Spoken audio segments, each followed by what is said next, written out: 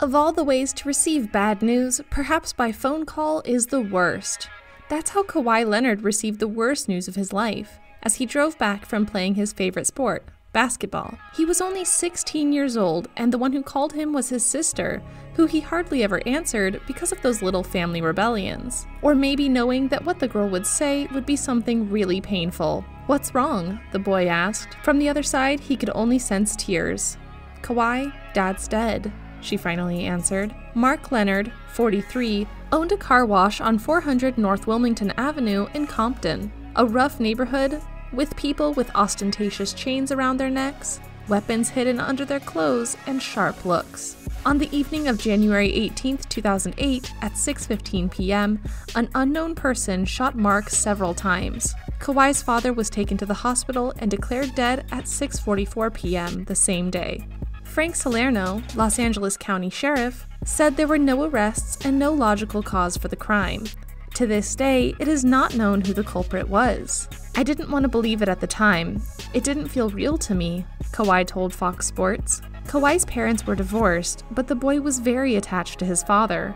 "Every weekend I would go to help him at work. He was washing cars from the early morning until closing time. They'd talk about basketball, food, whatever else came up. The biggest tragedy he had was his dad, but beyond that, everything was fine. He never suffered, he never needed anything special. This was his great tragedy and mine too," his mother, Kim Robertson, pointed out. Leonard, who played for Riverside King, was scheduled to play the day after the tragedy against Compton Dominguez High School for a college game. "Are you sure you want to play? Do you really want to play today?" He was asked every 5 minutes by Coach Tim Sweeney. His pupil nodded his head and grumbled a low but distinguishable yes. That night, Riverside King lost 68-60, but the future Los Angeles Clippers player scored 17 points on his roster. When the buzzer sounded, the boy sought out his mother and broke down into tears. Then Leonard had a drop in performance in the next few games. A normal thing, the blow had been huge. No one expected him to be the same on the court in the short term, but the player quickly rose through the crack he had fallen into. The memory of his father and his obsession to improve was the driving force behind it. He spent hours in the gym polishing every facet of his game: shooting, trays, penetrations, defense. In that year's playoffs, he caught the eye for his shooting from the three-point line, much finer than in the regular season. "I just practiced it. It's my bread and butter. I try to make it as hard as possible night after night.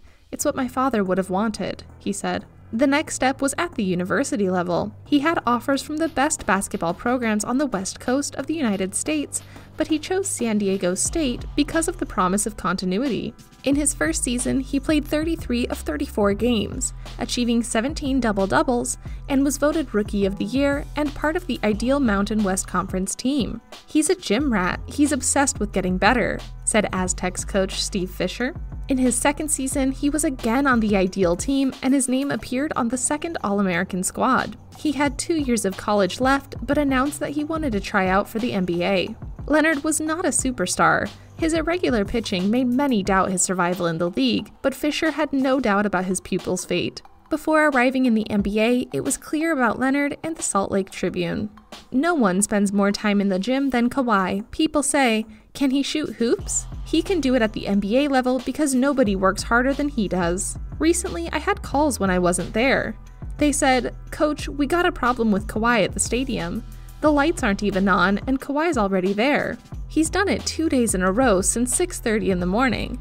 He brought 2 lamps from his house, put them there, and started shooting," said the strategist. "What do you have to improve to succeed in the NBA?" they asked Leonard when he was in San Diego. "Everything. I try to improve everything to fit with a team. That's the player I want to be, someone to go in and do a little bit of everything. Basketball is my life," he responded. Leonard was the 15th pick in the 2011 draft by the Indiana Pacers. Leonard, however, would never play on the team where Reggie Miller became a legend. The Pacers sent him to San Antonio in exchange for point guard George Hill immediately. Upon signing the contract with the Spurs, Leonard, dressed in a sober black suit, barely smiled. The signing of a contract with an NBA team, the dream of every basketball player, the one that many are aware of, seemed not to move Leonard at all. "It's more serious than a heart attack," said coach Greg Popovich. The 20-year-old arrived at a team led by Tim Duncan, Tony Parker, and Manu Ginobili, 3 veterans with a future in the Hall of Fame.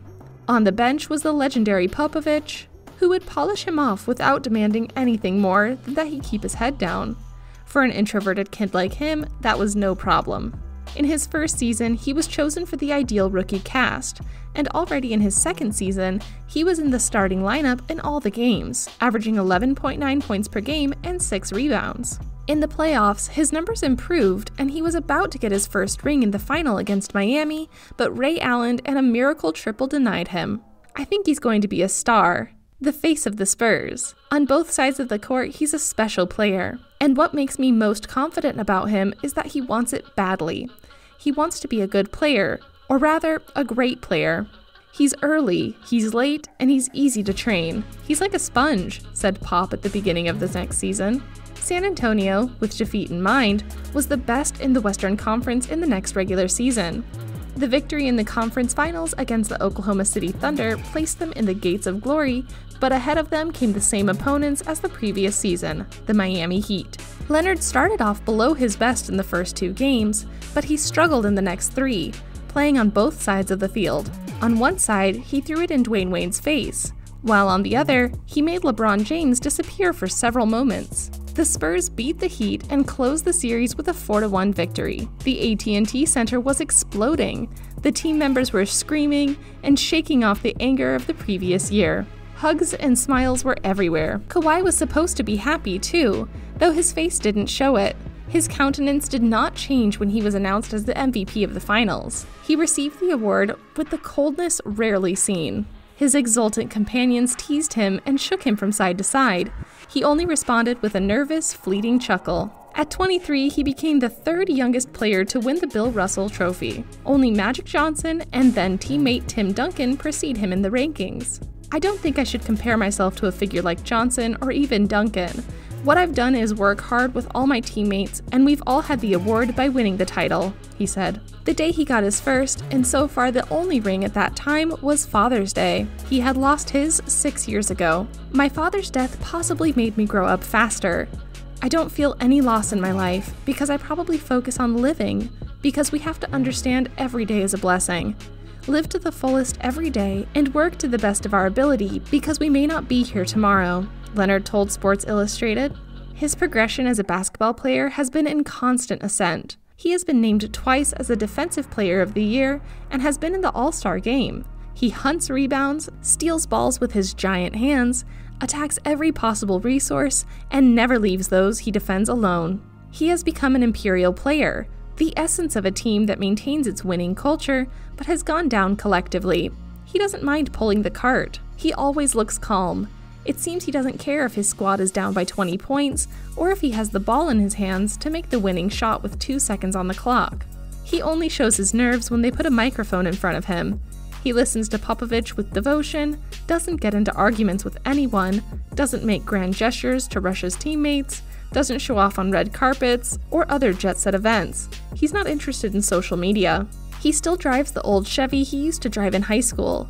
The cars he's gotten from sponsors he's donated to charity. He wears jeans and a t-shirt, nothing like the extravagant Russell Westbrook looks that abound in the NBA. And he still wears the braids he's always had. You could say that he behaves like a man who has lost something really important and knows that nothing he can buy can replace it. In a series game against Houston, Leonard injured his ankle. Without it, the Spurs sealed the playoff with a bang. In the conference final, Golden State, the hot favorite, was waiting. San Antonio was making a splash in the first game, with a monumental display by Leonard. The forward went into the corner to take a 3-point shot.